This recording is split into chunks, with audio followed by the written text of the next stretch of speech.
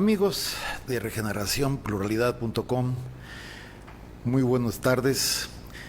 Una vez más aquí en su programa Creciendo en Familia. Soy su servidor, doctor Jorge Reyes Barrera, psicoterapeuta. Agradeciéndoles como siempre el tiempo que nos dedican, este bien tan valioso que tenemos todos los seres vivos. Entonces esperemos que las orientaciones que es nuestra finalidad, que les brindamos para vivir lo más tranquilos posibles, vivir en paz con nosotros mismos, con la familia, y considerando algo que tanto nos angustia, tanto nos preocupa en esta época, en esta temporada, en nuestro país, que es la cuestión de carácter social, el problema social tan grave que tenemos de la violencia. Y es un tema que desde algunos ángulos lo hemos abordado. La violencia, cómo se genera. No se trata de hacer una descripción nada más de cómo se genera la violencia, sino también de hacer una descripción del origen, ¿verdad?, con la intención de evitarlo. Pero antes de entrar en materia, quisiera hacer una observación sobre este momento que está pasando en nuestro país actualmente en relación al coronavirus. Hemos comentado varias personas tratando de ser lo más objetivo posibles con esta imagen que hay de el pánico que se ha creado, y nos hemos visto en algunas personas que dicen no tengan miedo, no pasa nada, el coronavirus nos hace los mandados, etcétera, etcétera. Y tristemente, cuando hemos visto a esas personas que tienen una voz importante en los medios públicos o alguna autoridad y minimizan la situación, la historia inmediata de Italia, que no tomó las previsiones del caso y cómo le está yendo. Tomaron esta clásica actitud que tenemos los latinos, ¿verdad? Italianos, españoles, latinoamericanos, de México hasta abajo, como esta actitud de que no pasa nada, esta actitud que ya la he mencionado de singularidad universal, que vemos que es la singularidad universal, esta imagen de eso a mí no me pasa, ¿verdad? Eso que está pasando en no sé cuántas partes del mundo, a mí no me pasa, o a nosotros no nos pasa, sí nos sucede. Es cierto que se ha amplificado mucho la información, y desde el punto de vista de la medicina, el virus sí está matando gente, pero está muriendo gente particularmente vulnerable. Las personas que tenemos arriba de 65, 70 años, ya somos vulnerables a ello. Si a eso se le añade que la persona tenga algún trastorno como hipertensión arterial, diabetes, haya padecido cáncer, VIH, etcétera, se hace candidato, pues sí, a una situación de mucho cuidado y eventualmente que le llegue a producir la muerte. Pero aquí el problema desde el punto de vista médico es que el miedo que se ha generado, miedo y terror en algunos casos que se ha generado, es que el miedo, por toda la reacción neuropsicofisiológica que produce, ¿sí?, disminuye, reduce, deprime al sistema inmunológico, es decir, lo convierte en vulnerable, nos hace más vulnerables a las enfermedades, en este caso a ser víctimas del coronavirus. ¿Qué significa entonces lo que puedo sugerir? ¿Tomarlo a la ligera? Por supuesto que no vamos a tomarlo a la ligera. pero vamos a tratar de restringir el miedo. Vamos a tener un poquito de cuidado en nuestros gastos. Si las autoridades dicen, o lamentablemente todavía no hay autoridades que estén señalando que hay que quedarse en la casa, ¿verdad? Porque pues tienen su criterio muy especial. Vamos a quedarnos en casa dentro de lo posible. Es decir, vamos a evitar, si estamos contaminados y no lo sabemos, ser portadores y contaminar a otras personas, o contaminarnos en otro lado y que lo llevemos a la casa. ¿Cómo se resuelve esto? Quedándonos en la casa. Otras personas pueden comentar, ¿y de qué vamos a vivir? Y por supuesto que tienen todo el derecho del mundo a comentarlo y a protestar. El común de las personas vivimos de nuestro trabajo, ¿sí?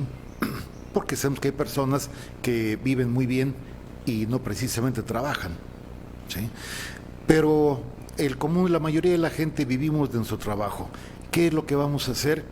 Vamos a restringir esos gastos al máximo, vamos a evitar gastos superfluos, comer lo necesario y vamos a esperar que sean unas cuantas semanas, no sé cuántas semanas, algunas personas hablan de 8 semanas, 10 semanas, ¿sí? A que este momento pase. Y entonces regresaremos lentamente o rápidamente, sería lo deseable, a la normalidad. Mientras tanto, vamos a tratar de evitar el pánico. Tratar de evitar el pánico. A ver, se los pongo de esta forma. Si nos da miedo, nos protegemos. Y ya no damos la mano, ya no se lo damos de besito, evitamos los grupos, ¿sí? A pesar, mucho cuidado por favor, a pesar de que algunas personas, algunos grupos grupos sociales están diciendo que no importa el coronavirus, vamos a organizar nuestro evento fulano de tal o mengano.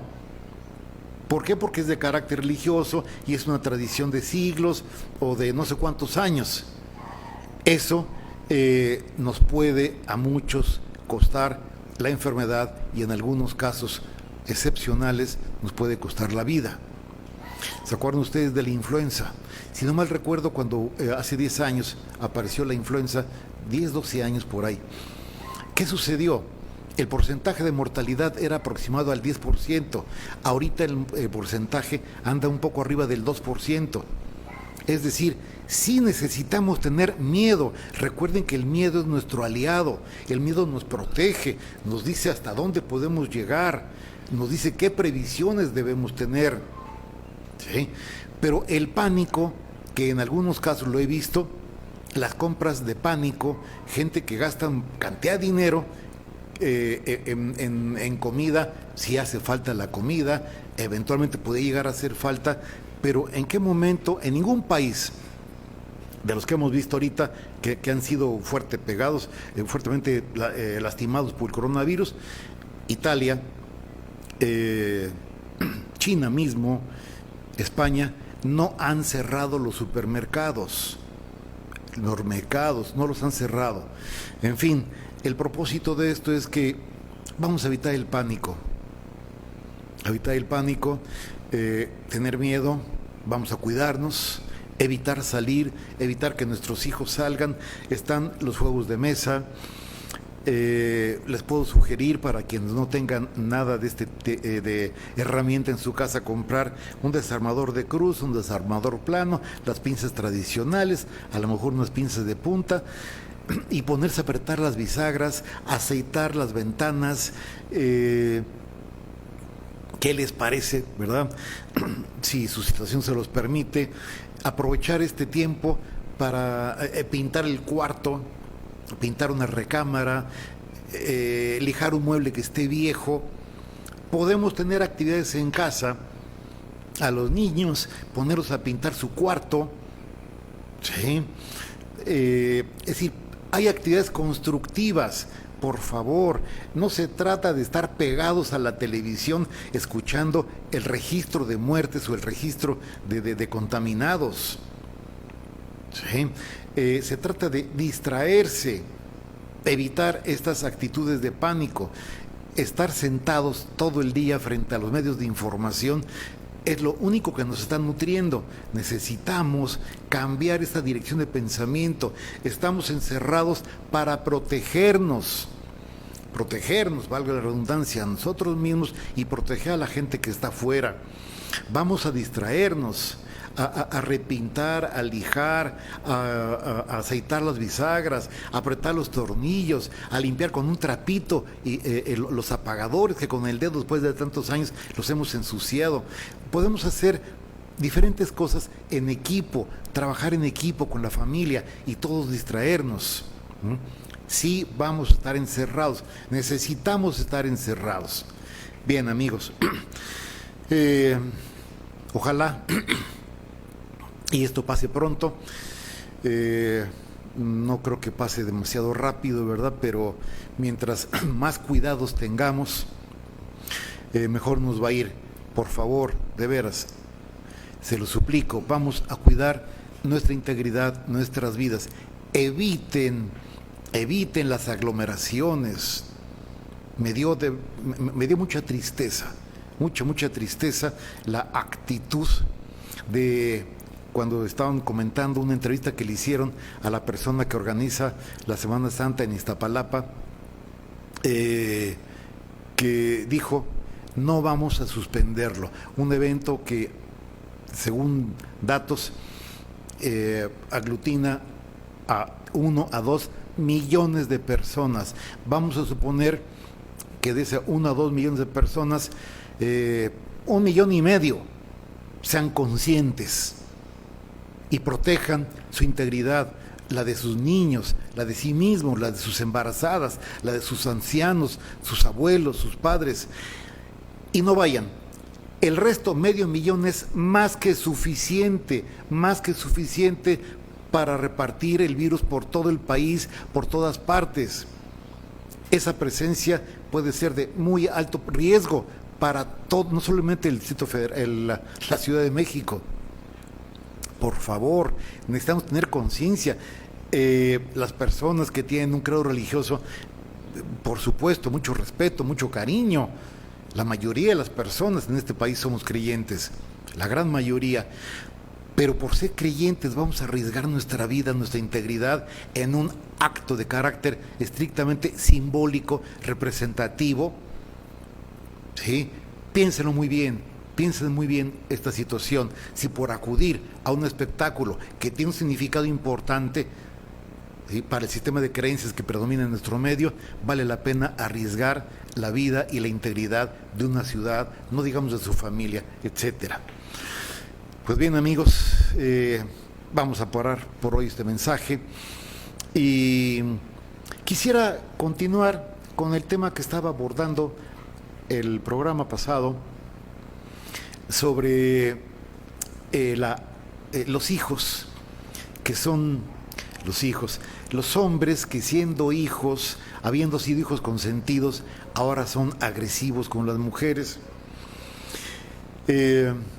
Platicando con personas que tienen este tipo de problemas, hijos que han sido niños, y estos niños cuando están frustrados, ¿qué es lo que hacen cuando la madre los frustra? Lo comentaba el programa pasado.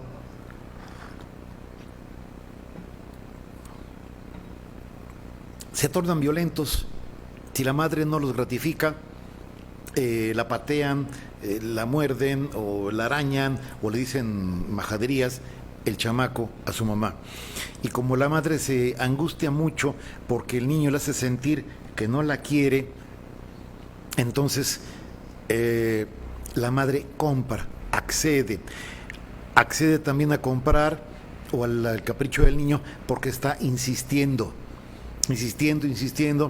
y me lo dicen doctores que usted no sabe cómo se pone de necio y acabo comprándoselo o acabo dándole lo que pide. Precisamente lo que está haciendo la persona, está nutriendo la necedad. El niño ya sabe que si se pone necio y está insistiendo, y con ese fastidio que provoca la actitud, van a acabar gratificándolo. Pues por supuesto entonces que lo que hacen los padres es nutrir esa conducta. Sobre todo las madres es quienes mayores dificultades tienen, porque hay niños que se ponen muy groseros con la madre. Fíjense, se ponen groseros con la madre, y ese mismo niño, en forma instantánea, cuando en algunas ocasiones el padre llama la atención o el padre aparece en escena, el niño se calma. ¿Por qué? Porque el padre, el sujeto varón, el sujeto masculino, su respuesta instintiva hacia los hijos es mucho más baja. La madre tiene el instinto materno en el tope, ¿verdad? Es decir, por su naturaleza como hembra vertebrada, así desde la hembra lagartija hasta la hembra humana, pasando por la hembra jirafa, la pájara, etcétera, etcétera, tienen un instinto materno extremadamente sensible, muy elevado. El macho, el instinto es muy inferior, es mínimo. En algunos casos vemos algunos padres que diríamos simplemente que no hay tal instinto, tal respuesta hacia los hijos, y se da el abandono hacia ellos con una displicencia, con una tranquilidad asombrosa, increíble. Pero en fin, estos niños cuando crecen, ¿qué sucede? Se acostumbran, los han entrenado, los han educado para ser insistentes, para ser perseverantes, para no aceptar frustraciones.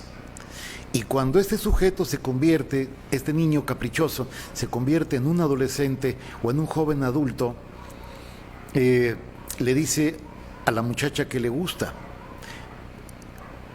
voy a rogarte, a suplicarte.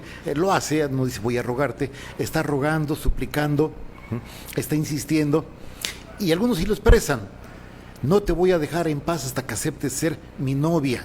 Algunos son más burdos: hasta que aceptes ser mía, así como una esclava, como una propiedad.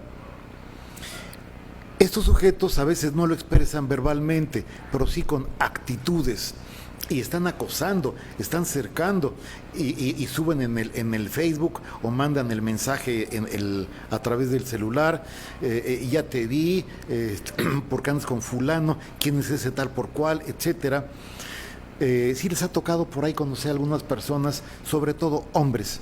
En mujeres también este tipo de actitudes, pero es menor.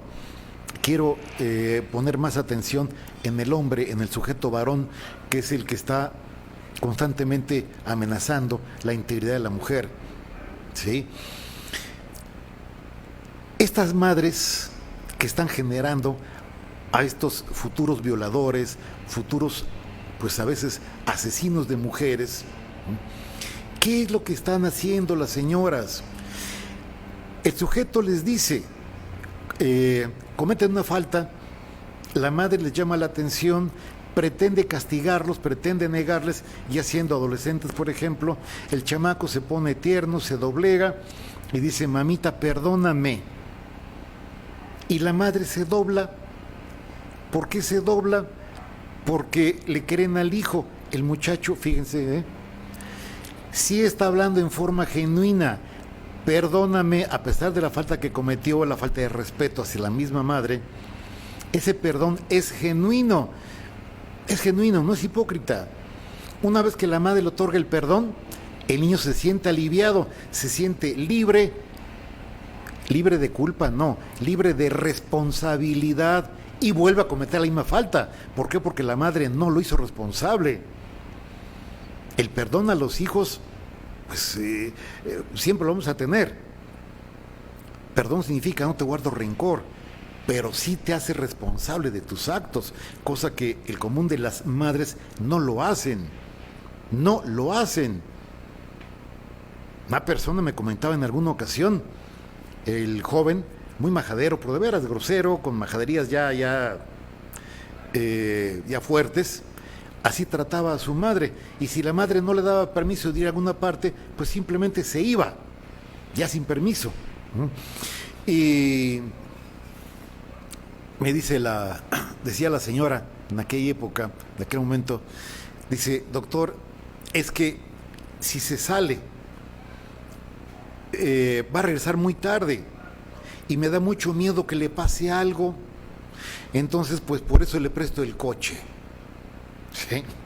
El chamaco la ofende, la humilla, ¿verdad? Y al final de cuentas le presta el coche. ¿Qué sucedió? Que después el muchacho ya no le pedía prestado el coche, simplemente se lo llevaba.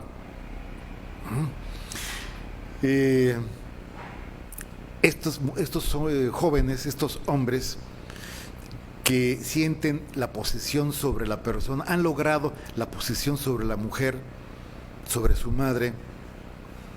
Lo cito una vez más. Fíjense cómo el común de los hombres en nuestro medio, en nuestro país, nuestra cultura, la nuestra, la muy propia, muy local, si vemos a una mujer en la calle, una mujer que nos sea agradable, si el sujeto es mal educado, es corrientón, como decimos comúnmente, ¿verdad? Le va a gritar, adiós mamacita.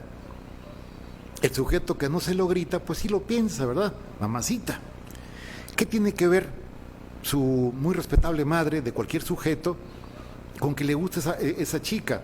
Tiene que ver exactamente ese asunto, que ve en esa mujer que le gusta a una prolongación, una extensión de su madre, que lo puede consentir, gratificar como si fuera su madre y darle, por supuesto, lo que su madre nunca le podría dar. Entonces, podemos ver cuántas esposas se convierten en madres de su marido. Y cuando la esposa frustra al marido, el marido se torna agresivo, se torna violento y en algunos casos el marido inclusive explota, así como explotaba a su madre para que su madre le comprara unos tenis finos, ¿verdad? Aunque la madre anduviera en chanclas. Hemos visto, con mucha frecuencia lo van a ver, sujetos que explotan a su mujer, explotan a su esposa. Explotar en sentido más estricto, lo que la mujer gana, le quitan su dinero o dámelo, yo lo administro. Y por supuesto el sujeto llega con la cadenita de oro, etcétera, etcétera, aunque la familia esté pues no precisamente en una condición de andar con este tipo de lujos. Estas actitudes de las madres, ahorita alguna mujer mayor, alguna señora que sea madre, ha de estar pensando, o la está diciendo en forma abierta, este señor, este sujeto, o sea, un servidor, me está culpando.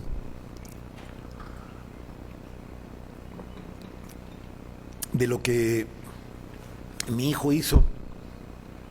Yo no soy juez, ni soy sacerdote para otorgar culpas o quitar culpas. No me dedico a eso, en lo absoluto. ¿Sí? Como terapeuta, ¿qué sucedería si en lugar de estar señalando culpas, tú tienes la culpa? Y la gente llega a mi consulta y dice, doctor, yo tengo la culpa de que mi hijo o mi hija o de tal situación. Como se trata de ir clarificando cuál es la posición, la situación de cada persona en un consultorio, cuando alguna persona habla de yo tengo la culpa, se hace la aclaración. ¿Sí? Aquí no hay culpables ni inocentes porque esto no es un juzgado. Estos metros cuadrados que son de consultorio no es un juzgado, ni tampoco un confesionario de confesarse culpable. Aquí hay gente responsable que viene a buscar una solución, una respuesta. El culpable lo señalan y lo más que puede esperar pues, son las llamas del infierno, ¿verdad? O no sé qué otra cosa puede esperar cuando lo señalan culpable y además a la gente se doblan, se sienten mal porque soy culpable, ¿y qué?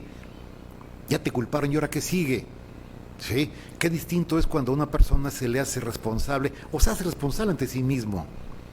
Cometí un error, soy responsable. Y esto es lo que sugiero.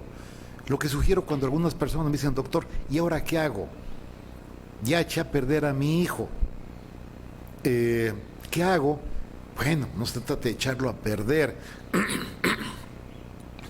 Si con una actitud bien intencionada en su momento, bien intencionado, se dio esa desviación,